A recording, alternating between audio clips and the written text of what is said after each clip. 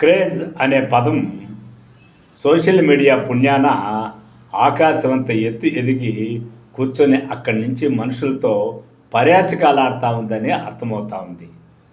ఎందుకంటే ఇప్పుడు ఆ క్రేజ్ ఎంత డేంజరస్గా ఉంటుందంటే, ఉదాహరణకే ఒక పాము ఉంది, ఒక కర్రను పట్టుకుని ఒక ఉండాడు కొట్టాలనుకుంటే ఆ ఒక కర్ర ఒక మనిషి ఆ పాము మీద దృష్టి ఉంటుంది, కొట్టేయచ్చు. కానీ ఇక్కడ ఒక పాము 100 మంది కర్రలు పట్టుకునే కొద్దికి ఈ కర్ర ఆ కర్ర ఆ కర్ర అనుకునే కొద్దికి ఆ సందులో పాము దూరిపోయిందంట. అట్లా ఈ క్రేజ్ అనే పదము డేంజరస్గా జనాల్లోకి ఎప్పుడో దూరిపోయి స్టార్లని మహాస్టార్లు చేసేసి వాళ్ళని ఆకాశంలో కూర్చునే పెట్టేటట్టుగా చేసేదానికి ఉదాహరణ ఇప్పుడు మనము అల్లు అర్జున్ గారి వ్యవహారంగానే చూసుకోవచ్చు. అంతెందుకు ఆ క్రేజ్ అనే మాయలో పడే కదా మెగాస్టార్ చిరంజీవి గారు ప్రజారాజ్యం పార్టీ పెట్టి నేను గెలిచేయచ్చని డిసైడ్ అయిపోయింది. అప్పుడు అదేవిధంగా అందరూ రామారావులోనో, అందరూ ఎంజీఆర్ లాగానో, అందరూ కరుణానిధి లాగానో, అందరూ జయలలితలాగా అవ్వాలంటే కుదరదు కదా. కానీ క్రేజ్ అనే పదం మాత్రం ఆ విధంగా కుదురుతనే అపోహలు మనుషుల్లో సృష్టించేసేస్తుంది. అయితే ఇప్పుడు క్రేజు ఒక డిఫరెంట్ వేలో పోతా ఉంది. క్రేజ్ అనే పదము అటు సెలబ్రిటీలకి, ఇటు మీడియాకి, అటు జనాలకు కూడా అదొక మంచి సెంటర్ ఆఫ్ అట్రాక్షన్గా మార్కెట్లో నిలిచిపోయింది. లేకపోతే ఏందండి, ఎవరు ఎవరిని చంపేయాలనని అనుకోరు. ముఖ్యంగా సెలబ్రిటీలు వాళ్ళు వచ్చినప్పుడు వాళ్ళ క్రేజ్ పెంచుకోవాలనుకుంటారో వాళ్ళ తప్పట్లో ఆశిస్తారేమో, కానీ మనుషులు చచ్చిపోతే ఇంకా క్రేజ్ పెరిగిపోతుందని ఏ స్టారు అనుకోడు. ఇక్కడ డిసెంబర్ 4వ తేదీ బెనిఫిట్ షోనో, ప్రీమియర్ షోనో ఏదో రకరకాల పేర్లు పెట్టుకున్నారు కదా. ఇట్టా సినిమా రిలీజ్ చేసినప్పుడు ఆ స్టార్ సినిమా చూడాలని రావడం అనేది చాలా సహజమైన విషయం. అందులో వాళ్ళు ఏదేదో అనుకొని దురుద్దేశాలతో రారు, వాళ్ళ ఆనందాన్ని ఎంజాయ్ చేయడానికి వస్తారు. ఇక్కడ మనం వాళ్ళు ఈ విధంగా వచ్చినారని వాళ్ళు తప్పు పట్టే ముందు అక్కడ ఉన్నటువంటి యాజమాన్యం కావచ్చు, పోలీస్ వ్యవస్థ కావచ్చు, ప్రభుత్వ వ్యవస్థ కావచ్చు, పరిస్థితులు అంచనా వేసి జాగ్రత్తలు తీసుకోవాలా. ఆ సెలబ్రిటీలు కూడా హెచ్చరికలు జారీ చేయాలా. రేపు కానీ ఇలాంటిది ఏదైనా జరిగితే దానికి బాధ్యత మీరే వహిస్తారని ముందుగా కూడా వాళ్ళని హెచ్చరించవచ్చు. అలాంటివి ఏమీ జరగదు. ఆయన వచ్చినాడు, జనాల్లోకి దూసుకుని వచ్చినాడు, సినిమా చూసినాడు, క్రేజ్ను ఎంజాయ్ చేశాడు, చప్పట్లు తట్టారు జనాలు, ఆయన పాటికాయని వెళ్ళిపోయాడు. కానీ ఇంత లోపల విలువైన ప్రాణం ఒకటి అక్కడ హరిమంది. ఈ క్రేజ్ అనే పదము ఈ ఒక్కరోజునే కాదనుకున్నాం కదా.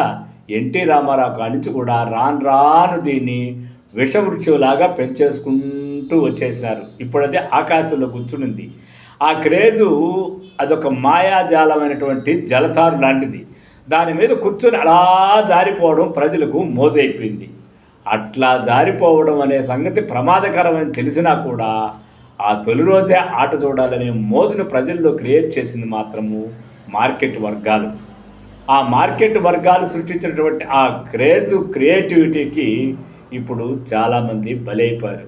లేకపోతే ఏంటండి, ఆయనకి మేము పర్మిషన్ తీసుకున్నాం పోలీసుల దగ్గర అని థియేటర్ వాళ్ళు అంటూ ఉంటే, అదిగో లెటర్ అని కూడా వాళ్ళు చూపిస్తూ ఉంటే దానికి స్పందించకుండా సైలెంట్గా ఉన్నటువంటి పోలీసు వ్యవస్థ తీరిగ్గా ఏం చేసింది, ఇప్పుడు ఇదిగో మేము పర్మిషన్ ఇవ్వలేదు, వస్తే ప్రమాదం జరుగుతుంది అని చెప్పేసి లేట్గా లెటర్ ఒకటి రిలీజ్ చేశారు.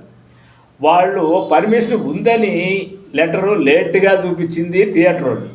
వీళ్ళు పర్మిషన్ మేము ఇవ్వలేదు అని చెప్పి లేట్గా చూపించింది పోలీస్ వ్యవస్థ. ఇక దాని మీద అన్నీ లేట్ అయిపోయి అసలు ఆ యొక్క ప్రమాదం జరిగిందే నాకు తెలియదు అని చెప్పేసి తెల్లవారి ప్రతిస్పందించింది అల్లు అర్జున్. అంటే ఇవన్నీ కూడా ఒక క్రేజ్ మాయాజాలంలో చిక్కుకుపోయినటువంటి ప్రపంచంలో మనుషుల ప్రాణాలు విలువ లేకుండా పోయినాయి. ఇక్కడ క్రేజ్ ముఖ్యమే కానీ మనుషుల ప్రాణాలు ముఖ్యం కాదు. అట్లనే ఆ క్రేజ్ను వాడుకోవడానికి ఉద్దేశపూర్వకంగా అల్లు అర్జున్ గారు అట్లా ప్రవర్తించాలని చెప్పడానికి లేదు. అదేవిధంగా థియేటర్ వాళ్ళు కూడా ఆ క్రేజ్ను ఉపయోగించుకొని ఎంతమంది చచ్చిపోతే అంత క్రేజ్ మనకు పెరిగిపోతుందని వాళ్ళు అనుకోలేదు. అదేవిధంగా అభిమానులు కూడా ఆ అల్లు అర్జున్ చూసే దానిలో మనం ఎంతమంది బలైపోతే అంత క్రేజ్ ఆయనకి పెరిగిపోతుందని వాళ్ళు అత్యుత్సాహం చూడలేదు. ఇది ఒక వలయంలాగా తయారైపోయిన క్రేజ్లో ఎవరికి వారు బాధితులు, ఎవరికి వారు మునిగిపోయేటటువంటి పరిస్థితి ఉంది. కాబట్టి క్రేజ్ అనేది ప్రమాదకరంగా తయారైంది. క్రేజ్ని క్రియేట్ చేసేది ఎవరు? ఉదాహరణకి మీడియా ఏం చేస్తుందంటే ఒకరిని వెంటాడదలుచుకుందంటే వాళ్ళు వెంటాడి వాళ్ళ మనశ్శాంతి లేకుండా వాళ్ళని అరెస్ట్ చేసేదానికి, వీలైతే వాళ్ళకు ఉరిశిక్ష చేసేదానికి కూడా వాళ్ళకన్నా ముందు వీళ్ళే తీర్పులు ఇచ్చే పరిస్థితి మీడియాలో వచ్చేసింది. మీడియాలో పనిచేసేవాళ్ళు, మీడియా పక్కన పెట్టినా పనిచేసేవాళ్ళు కూడా సామాన్యులే. వాళ్ళకు పని ఒత్తిడి. అక్కడికి వెళ్ళిన తర్వాత ఉద్యోగ భ్రమలో పడిపోయి వాళ్ళు దాన్ని ఎంత హైప్ చేయాలనుకుంటారు, కానీ దీని ద్వారా ఎవరు ఎంత నష్టపోతున్నారనే పరిస్థితి కూడా ఆలోచించలేని స్థితి. ఉదాహరణకి నేనే ఉన్నానండి. ఏపీఎస్ఆర్టీసీలో కండక్టర్గా పనిచేసేవాడిని. పనిచేయక ముందు నేను విప్లవ భావాలతో ఆవేశపూరితంగా అన్యాయం ఎక్కడ జరిగినా అణిచిపారేయాలన్నట్టుగా, అన్యాయాన్ని సహించలేని గుణంతో ఉండాలన్నట్టుగా ఆవేశంతో వీరాలాపాలతో యువకుడుగా దుమ్ము దులిపినటువంటి వాడిని. కండక్టర్ అయిపోయిన క్షణం నుంచి నిదానంగా నేనేమైపోయినాను, ఆ కండక్టరు డ్రైవరు అనేవాళ్ళు ఏ పని చేయాలో ఆ పనిలోకి ఇరుక్కుపోయినాను. లగేజ్కి డబ్బు వసూలు చేయడం అంటే ఎంత లగేజ్కి ఎంత టికెట్ కొట్టాలనేది విధి విధానాలు గవర్నమెంటు అమలు చేసి ఉంటుంది. దాన్ని పట్టించుకోకుండా ₹1 టికెట్ కొట్టి ₹10 వసూలు చేసేదానికి ఇన్ని నీతులు చెప్పిన వాడు కూడా అలవాటు పడాల్సి వస్తుంది. నేను నీతిగా ఉంటానంటే డ్రైవర్ దగ్గర ఏమైపోతారు, కండక్టర్గా అన్ఫిట్ అయిపోతాం. అంటే ఆ వ్యవస్థ నిర్మాణంలోకి వెళ్ళిపోయిన తర్వాత ఎన్ని నీతులు చెప్పినా దానిలో మునిగిపోవడం అనేది విధిలేని పరిస్థితిలో మనం తయారైపోతాం. ఒక సమయం అట్లా తయారు కాకపోతే ఆ ఉద్యోగానికి మనం అన్ఫిట్ అనమాట. సరదాగా మనం అనేవాళ్ళం, కొత్త పోలీస్ ఆఫీసర్ని ప్రతి ఒక్కరూ భలే మెచ్చుకుంటూ ఉంటాం. అతనే రాను కాలక్రమంలో జాబులోకి వెళ్ళిపోయిన తర్వాత అన్నిటికీ అలవాటైపోయి అని దేనికి చెల్లించకుండా నిమ్మక నీరెత్తినట్టు అవకాశాన్ని దృష్టిలో పెట్టుకుని డ్యూటీ చేసుకున్నామా, పోయినామా, 4 రాళ్ళు వెనకేసుకున్నామా అనే దీంతో వెళ్ళిపోతాడు. అదేవిధంగా రాజ్యాంగంలో ఉండే ప్రతి ఒక్క రంగంలో కూడా మనుషులు కూడా స్టార్టింగ్ జాయిన్ అయినప్పుడంత ఆవేశము చివరి వరకు ఉండదు. వచ్చిన తర్వాత వ్యవస్థలో వీళ్ళు భాగం అయిపోతారు.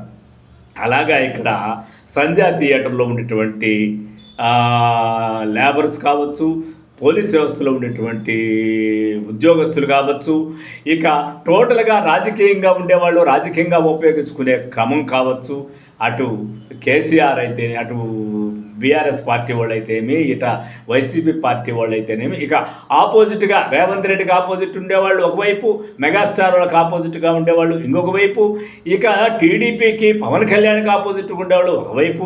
అంటే సత్యం ఏమైపోతుందంటే విడగొట్టబడి ముక్కలుగా ఎవరికి అనుకూలంగా వారికి అది సత్యంగా తయారైపోతుంది. ఈ క్రేజ్ అనే మాయలో సత్యం అసత్యం ఏదో తెలియనటువంటి భ్రమలో ఉండటం వల్ల ఇలాంటి హత్యలు జరిగేదానికి ప్లాట్ఫాము ఎన్నో ఏళ్ళుగా వ్యవస్థలో పడింది. అయితే ఇప్పుడు తమాషా ఏమిటంటే ఆయన అరెస్ట్ చేస్తే న్యాయం జరిగిపోయినట్టు, ఈమె మృతి చెందింది కాబట్టి ఈమెకు సానుభూతి చూపించేస్తే మనమంతా ఆ మానవీయ కోణంలో చాలా గొప్పగా ఆలోచించినట్టు అన్ని నాటక రంగంలో పాత్రధారులుగా మిగిలిపోతున్నాం తప్ప ఎక్కడ మనసుతో ఆలోచించే పరిస్థితి లేదు. మనుషులుగా మనం కూడా ప్రతిస్పందించే అవకాశము లేదు.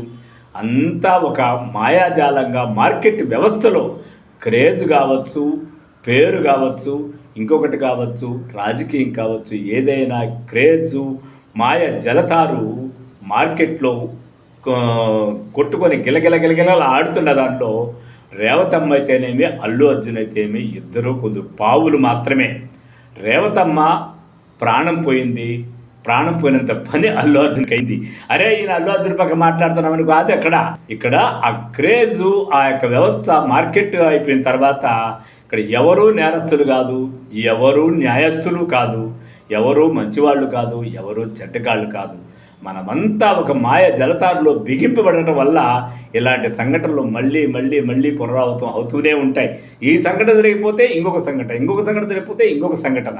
ఇవేవి ఆగేవి కాకుండా పూర్తిగా మానవీయ కోణాన్ని ధ్వంసం చేసే హింస రచన సొసైటీలో ఏర్పడింది. కాబట్టి మనుషులు మనమందరూ అలా ప్రవర్తిస్తున్నాము. మనిషి అనేవాడు మాయమైపోయాడని ఇప్పుడు స్పష్టంగా అర్థమయ్యే క్రమాన్ని మనము ఈ యుగంలో చూస్తున్నాము. Thank you. విశ్వ